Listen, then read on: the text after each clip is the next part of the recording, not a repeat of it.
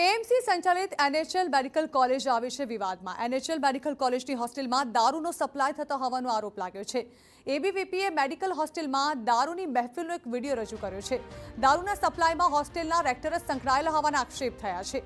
બહારના વિદ્યાર્થીઓને હોસ્ટેલના રૂમમાં રહેવા દેવા રૂપિયા લેવાતા હોવાના પણ આક્ષેપ કરવામાં આવ્યા છે। તો સિક્યોરિટી એજન્સીને પણ પ્રતિબંધિત વસ્તુ લઈ જવા દબાણ કરવામાં આવતા હોવાના આક્ષેપો એબીવીપી દ્વારા કરવાયા। કોલેજ જવાબદારો સામે કડક કાર્યવાહી કરવામાં આવે તેવી માંગ કરવામાં આવી છે। જૂના વિદ્યાર્થીઓ હોસ્ટેલમાં રહી જુનિયરનું રેગિંગ કરતા હોવાનો પણ દાવો એબીવીપી દ્વારા કરાયો છે। એનએચએલ મેડિકલ કોલેજે દારૂ મહેફિલ અંગે કમિટી બનાવીને હવે તપાસ શરૂ કરી છે।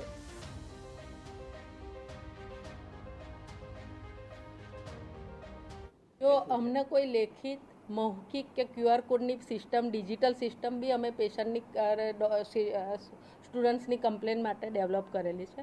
એમાં કોઈ જ ટાઈપની અમને કમ્પ્લેન મળેલી નથી।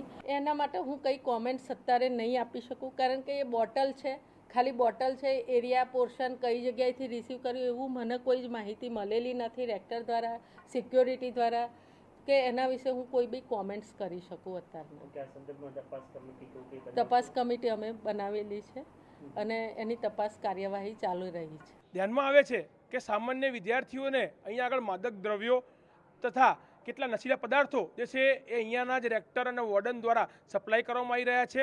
એના પુરાવા, એના વિડીયો ફૂટેજીસ અને તમામ વસ્તુઓ એબીવીપીને પરત થઈ છે। એને લઈને આજે અખિલ ભારતીય વિધાયક પરિષદના કાર્યકર્તાઓ અહીં એનએચએલ કોલેજ ખાતે રજૂઆત કરવા આવ્યા છે કે જે સામાન્ય વિદ્યાર્થીઓ જે છે એ સામાન્ય વિદ્યાર્થીઓને ક્યાંક ને ક્યાંક આ ભાવિ ભવિષ્યને દોડાવવાનું કામ એ અહીંયાના રેક્ટર અને વોર્ડન દ્વારા કરવામાં આવી રહ્યું છે। જો અહીંયા આગળ આ પ્રકારની સ્થિતિ ચાલતી હોય ને અહીંયા આગળ દારૂ મળી રહ્યો હોય તો એ દરેક રેક્ટર, વોર્ડન અને ડીન એ તમામની નિષ્ફળતા છે। તો એ રેક્ટર અને વોર્ડનને તમામ લોકો ઉપર કાર્યવાહી કરવામાં આવે।